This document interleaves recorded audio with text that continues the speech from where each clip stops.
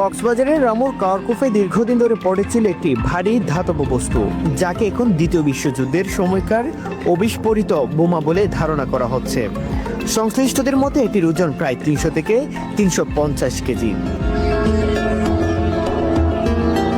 স্থানীয়রা বলছেন, প্রথম দিকে এই বস্তুটির পাখা ছিল, অনেকেই সেগুলো ভেঙে বিক্রি করে দিয়েছেন। তাদের ধারণায় ছিল না এটি এত বিপজ্জনক কিছু।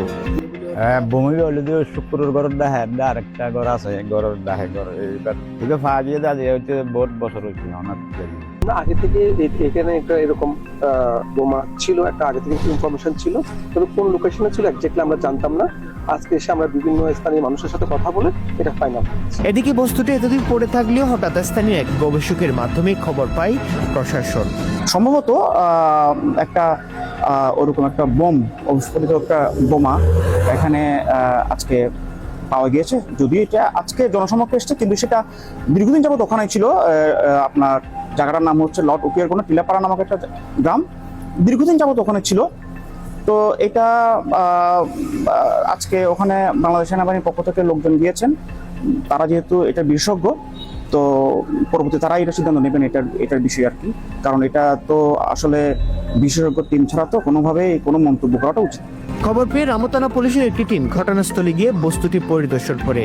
পরে বাংলাদেশ সেনাবাহিনীর এমুনিশন বিশেষজ্ঞ ক্যাপ্টেন জান্নাতুল ফেরদৌসের নেতৃত্বে একটি বিশেষজ্ঞ দল ঘটনাস্থলে পৌঁছে বিস্তারিত পর্যবেক্ষণ করে নিরাপত্তার সাথে বস্তুটির চারপাশ বেষ্টনী দিয়ে ঘিরে রাখা হয়।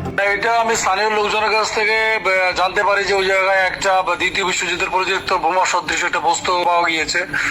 তাৎক্ষণিকভাবে আমরা ঘটনাস্থল পরিদর্শন করেছি। পরিদর্শন করে স্থানীয় লোকজনের সাথে কথা বলে জানা যায় যে দীর্ঘদিন যাবত এই আশেপাশে পড়া ছিল। তাৎক্ষণিকভাবে আমাদের কাছে এটা বোমা বলে প্রতীয়মান হয়। আমরা ওই চারপাশটা ঘিরে রেখেছিলাম মালি দিয়ে, যাতে স্থানীয় লোকজন জায়গায় গিয়ে কোনো দুর্ঘটনার শিকার না হয়। এবং আমরা সেনাবাহিনীকে ওই বিষয়টি জানিয়েছি। পরবর্তীতে সেনাবাহিনীও বিকেলে ঘটনাস্থল পরিদর্শন করেছে। এই বিষয়ে আমরা পরবর্তী ব্যবস্থা নিচ্ছি। এদিকে দীর্ঘ কয়েক দশক পর নতুন করে আলোচনায় আসে এই সন্দেহজনক বোমা নিষ্ক্রিয় না করা পর্যন্ত এলাকা জুড়ে থাকবে সতর্কতা। Mohammad Abdullah, Telegram news, Ramu, Cox's Bazar.